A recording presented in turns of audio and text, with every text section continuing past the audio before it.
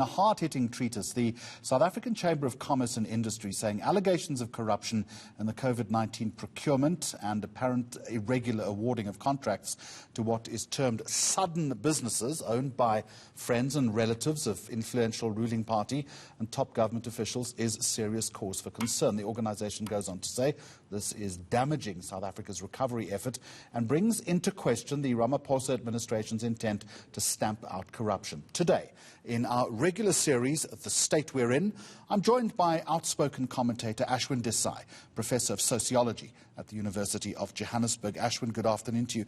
This culture of corruption that we continuously report on, is it too entrenched? Is there anything that can be done? Well, Jeremy, I expect the smug answer would be, is the Pope Catholic?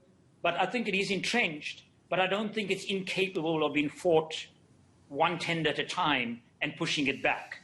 I'll give you an example of that. Just earlier on ENCA, we had Henny van Vieren and Professor Boyson talking about the arms deal 21 years later.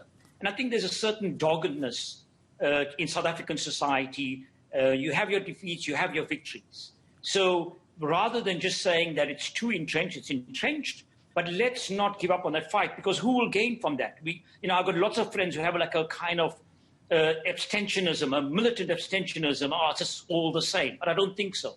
We've had victories around fighting corruption. And I think this has enthused us in some ways. When we have Minister Mboweni saying, publish the people who have got these tenders, it puts people on the back foot. It empowers us to take up those, investigate those things. So entrenched, but not entrenched enough that we can't have victories and push these kinds of shameless people back. But Ashwin, often they're very small victories. Why are we incapable of lancing the bigger boil? As my colleague Tula Sizwe Simelane was pointing out on the channel a little earlier today, 20 years since the arms deal, the straw that broke the camel's back in many respects. Nothing's been done. Yeah, I think you're talking to a Liverpool supporter, Jeremy. We waited 30 years to win the league. So, I sometimes take a longer view on these things. It's forced upon me. But I expect once again a neat answer would be that, medical advice will tell you that you can't lance your own boil because it spreads the infection. And I think that's one of the problems, that there's a small town in the Free State, the councillors take up an issue, they vote to the opposition, and who's called in to sort out that mess but Luthuli House? So I think there's a real problem that the people doing the lancing of the boil themselves are trying to jump into the boil and partake of the disease of corruption.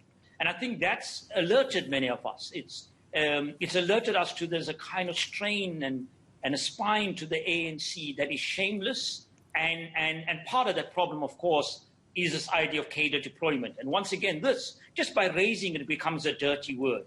And I think until we deal with this idea of Cader deployment, that you're not answerable to the country, you're not answerable to the municipality, but you're answerable to the people who employed you, there's going to be a problem. Just think about if that came about in journalism or the university, where we have answerable to somebody else. So I think Cader deployment is a dirty word. And slowly we need to really rethink that.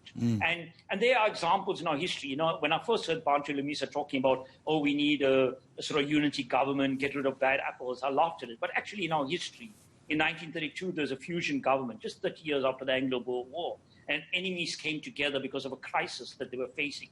So the ANC itself, Luthuli House, can't lance the boil. It'll be outside agencies all the time that are hammering away at them, that the ANC tends to self-correct. Just in conclusion, I want to extend your football analogy, if I can. You spoke about Liverpool. The reason why they were successful is that they had a good manager in Jurgen Klopp. They had good leadership. Right now, do we have the right leaders to take us out of this mess?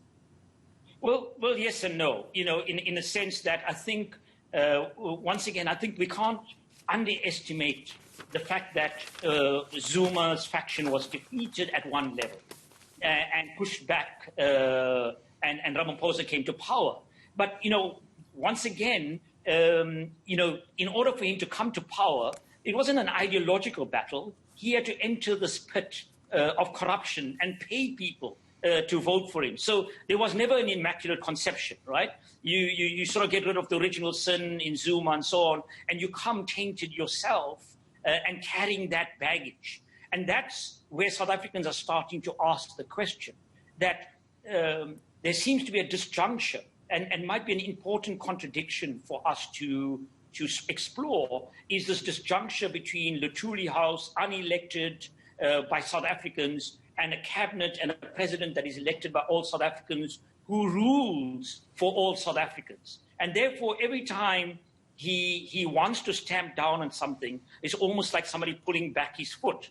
And that is this Cader deployment ANC. So there's a space for us. And you're right that Jurgen Klopp said, you know, my way or no way, and it's maybe not the proper analogy, but there's something to be said for a dogged fight. And I think people underestimate the doggedness of South Africans, that every time we're faced with catastrophe, it's those people who have taken the longer view and who've kept at it that tend to prevail. And that's including people in the cabinet now, but people outside in civil society who just don't throw in the towel. And that's our capacity. You know, we just need to talk about the procurement people, put them on the dock, put them out in public, shame them, because clearly, as Ish Magashule showed, there's a shamelessness in South Africa. And our reaction to that has to be a constant shaming and a constant investigative journalism and intellectual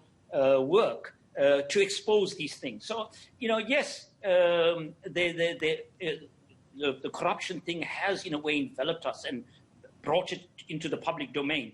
But having done that, I think it's also made many of us much more vigilant and much more aggressive in the way we're confronting the ANC. Because what's the opposite? The opposite is that without barking at the ANC, taking a bite here or there, there's another strand to the ANC, and that's Quattro. That's the kind of authoritarian way in which they operate, what Thabo Mbeki called democratic centralism, which is actually authoritarian centralism.